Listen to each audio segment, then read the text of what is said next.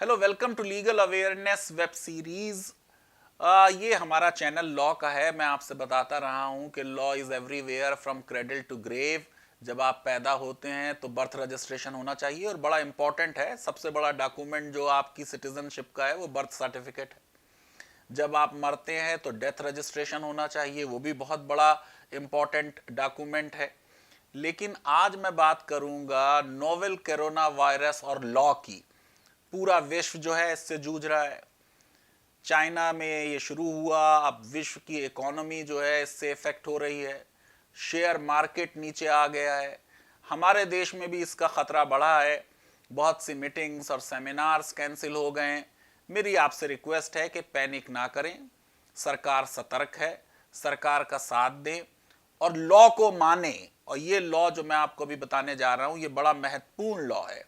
लेकिन पहले मैं कोरोना पे आने से पहले ये चाहूंगा कि आपको बताऊं कि और जो बहुत सी बीमारियां हैं उनके बारे में हमारी क्या सिचुएशन है। तो आप ये देखिए, बहुत से इन्फेक्शियस डिजीजेस हैं जिनके बारे में भारत बहुत अच्छा नहीं कर रहा। हमारे प्राइम मिनिस्टर ने बहुत अच्छी बात कही कि हम टीबी को 2025 तक समाप्त करना चाहते हैं। लेकिन ये रियलिस्टिक नहीं लग रहा, क्योंकि हमारे यहाँ आप समझिए कि इंडोनेशिया और चाइना के बाद विश्व में सबसे ज़्यादा टीबी के पेशेंट्स हैं। 2.79 मिलियन लोग जो हैं वो टीबी से इफेक्टेड हैं। और एज अ रिजल्ट क्या होता है कि 4.23 लाख हर साल लोग टीबी से मरते हैं। 1158 लोग एक दिन में टीबी से मरते हैं। यानी हर घंटे में भारत में 48.24 लोग टीबी से मरते हैं। क्या हम कभी टीबी को लेके इतने परेशान हुए जितने हम नोवेल कोरोना वायरस को हो रहे हैं लेके? लिप्रोसी, ये भी एक इन्फेक्शियस डिजीज माना गया। गांधी जी ने इसके लिए बहुत काम किया, समझाया लोगों को। अब ये लगता था कि ये हमने खत्म कर लिया है, लेकिन 2017 में दोबारा से इसकी रिसर्जेंस हो गई और 1,35,485 न्यू केसेस आ गए। यानी एवरी 4 मिनट एक नया केस आ रहा है।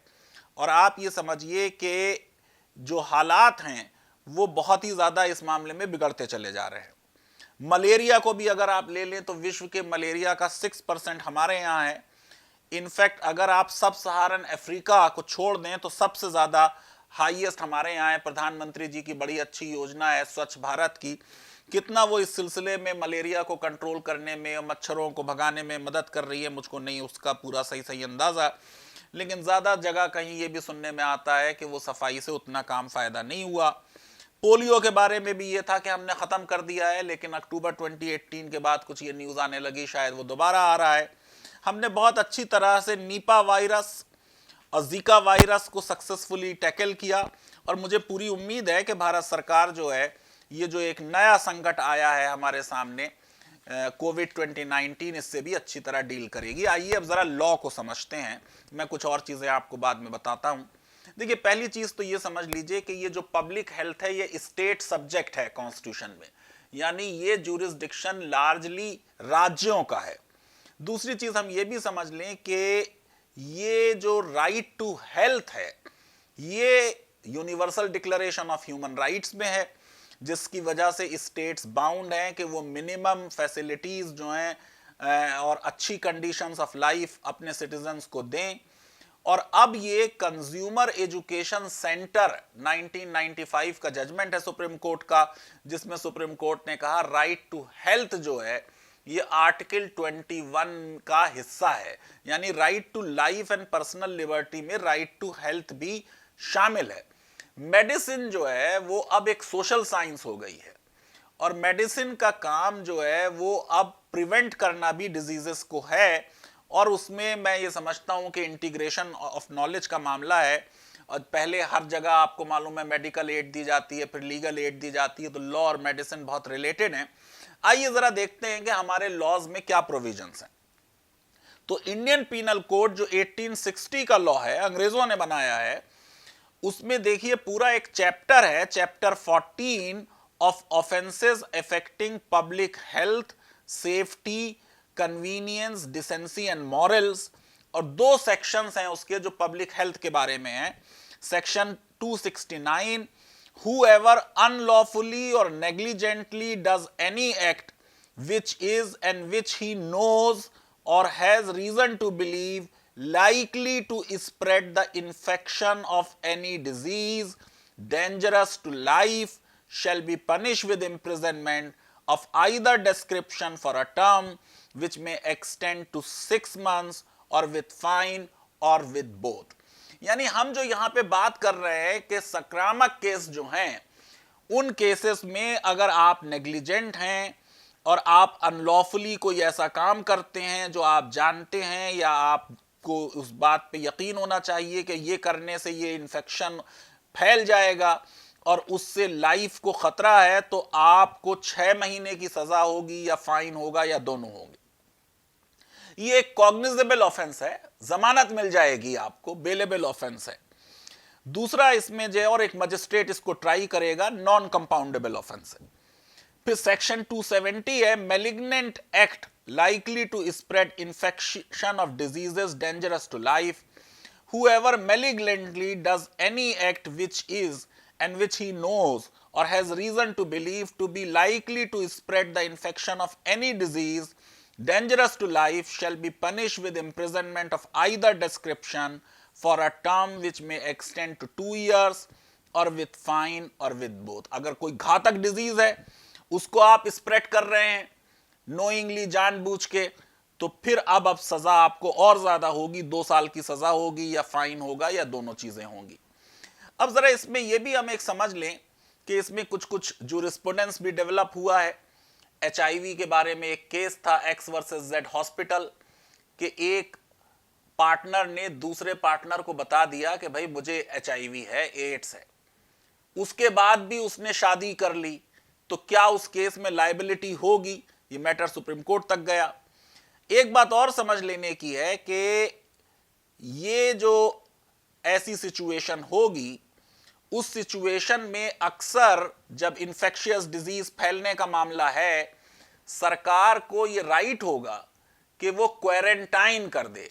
क्वारंटाइन का मतलब ये कि अब आपके मूवमेंट पर पाबंदी लगा दी जाए, और इसके लिए सेक्शन 271 है जो ये कहता है कि अगर आपने जानबूझ के, जो सरकार ने पाबंदी लगाई है किसी शिप के ऊपर, किसी एयरक्राफ्ट के ऊपर, कहीं और शोर पे, और ये चाहती है सरकार के ये मर्ज ना फैले, और आपने सरकार का क्वारंटाइन का ऑर्डर जो है वो ओबे नहीं किया, तो 6 महीने की सजा होगी और फाइन होगा और बहुत। आप देखिए ये जो कोरोना वायरस से लोग, कुछ इटली से पैसेंजर आए, उनके कांटेक्ट में आ गए, कुछ और लोग जो चाइना से आ रहे थे, इन सारे लोगों को हमारे यहाँ क्वारंटाइन कर दिया गया कि अब 14 दिन तक वो किसी से नहीं मिलेंगे।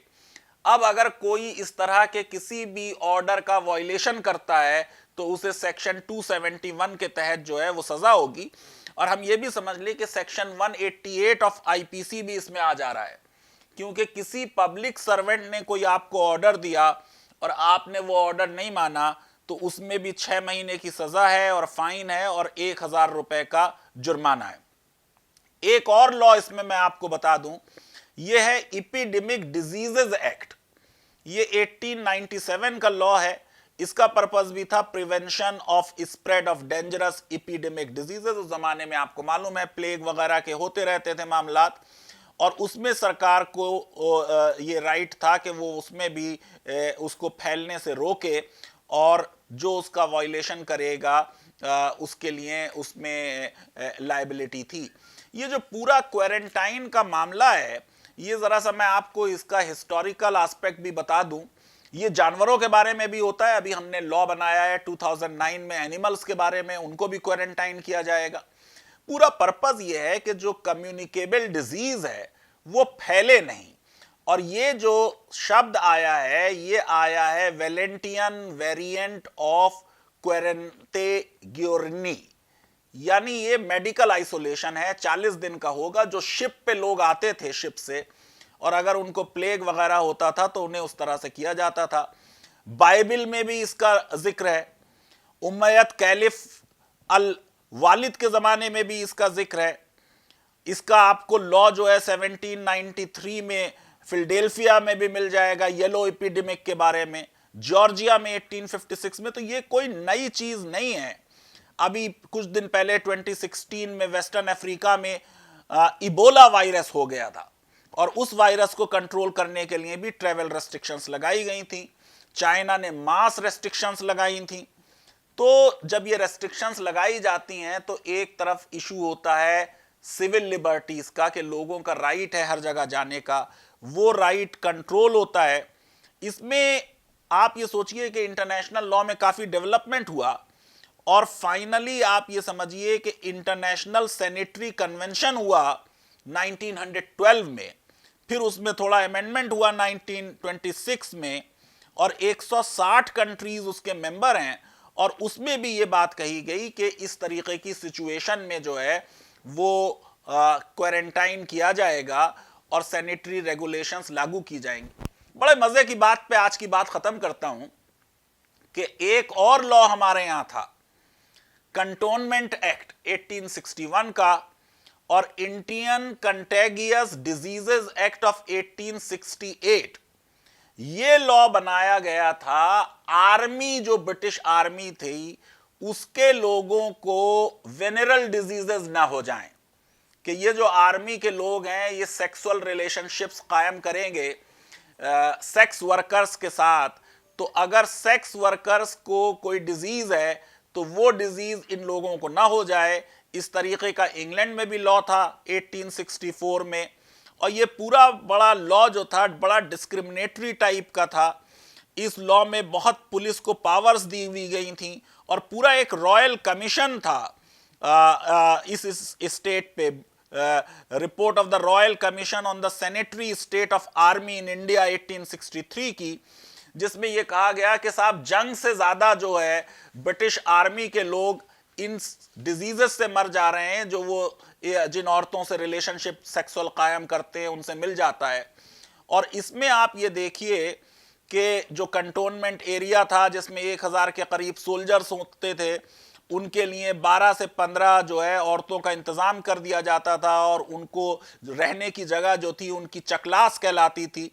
और बाकायदा उसमें आपको ताज्जुब होगा कि इंग्लैंड में आर्मी के लिए रिक्रूटमेंट किया जाता था, एक तरह से कस्टमरी लॉ के तहत कुछ उनका जो उन औरतों को पैसा दिया जाएगा वो पैसा भी बहुत कम होता था और ये बताया जाता था कि अगर तुम इंडिया में आर्मी में रिक्रूट होने जा रहे हो तो तुम्हें बहुत सस्ते में वहां पे सेक्सुअल जो है प्लेजर भी मिलेगा। और इस एक्ट के तहत, कंटोनमेंट एक्ट के तहत, दो तरह का उन्होंने डिवीजन किया था। पब्लिक प्रोस्टिट्यूट्स जो कि सिर्फ यूरोपियंस जो हैं उनके पास जाएंगे, और दूसरी थी public prostitute not so frequented, public prostitutes frequented by Europeans, public prostitutes not so frequented. और आपको ताज्जुब होगा कि उनके बारे में बड़ी इंफॉर्मेशन इकट्ठी की जाती थी, नाम, caste, age, place of birth, occupation, domicile, marital status. जो कुछ आज हो रहा है सिटीजनशिप का, ये सब उधर हो चुका है, मगर इन लोगों के लिए हुआ था। और उनको एक टिकट दिया जाता था और उस टिकट से उन्हें अंदाजा लगता था हेल्थ स्टेटस क्या है, कॉम्प्लेक्शन क्या है इनका, समझे साहब, और हाइट क्या है, ये सारी चीजें उसमें होती थी। और पूरा पर्पस इसमें यह था कि ये जो सेक्स वर्कर्स हैं उनका रजिस्ट्रेशन हो, उनका मेडिकल एग्जामिनेशन हो, उनका ट्रीटमेंट हो, और बहुत सख्त सर्विलियंस का मामला था, यानी वीकली मेडिकल एग्जामिनेशन होता था, मैट्रन उनके होते थे। और पूरा पर्पस यह था कि अनरेगुलेटेड ये मामला ना हो। जो अनरेगुलेटेड मामला था वो आम पब्लिक के लिए था और उस मामले में जो है सजाएं भी थी, यानी एक पूरा रेगुलेटेड ब्रोथल सिस्टम था जिसको ब्रिटिश आर्मी के लिए कंट्रोल किया जाता था। मैं ये समझता हूं कि इंडिया आज उससे बहुत आगे निकल आया है। पब्लिक हेल्थ अब एक कॉन्स्टिट्यूशनल इशू बन गया है। आप जो आपकी पब्लिक अथॉरिटीज आपको एडवाइस कर रही हैं उनको माने। अगर आपको डिजीज नहीं है तो आप बिल्कुल पैनिक ना करें, क्राउडेड प्लेसेस में ना जाएं, जो सरकार ने प्रिकॉशंस बताए हैं उन सरकार को उसको माने, और ये एक कॉन्फ्लिक्ट को समझने की कोशिश करें कि एक तरफ कॉन्स्टिट्यूशनल राइट टू लिबर्टी है और एक तरफ पब्लिक सेफ्टी के कंसर्न में स्टेट को राइट है कि वो क्वारंटाइन कर दे, आपको डिजीज को मत फैलाएं। लीगल अवेयरनेस वेब सीरीज आपको पसंद आती है तो मेरी बहुत रिक्वेस्ट है आपसे कि प्लीज हमको सब्सक्राइब करें, फेसबुक पे और ट्विटर को हमें लाइक करें, और आपको मैं होली की बहुत बहुत मुबारकबाद भी देना चाहता हूं। धन्यवाद, थैंक यू वेरी मच।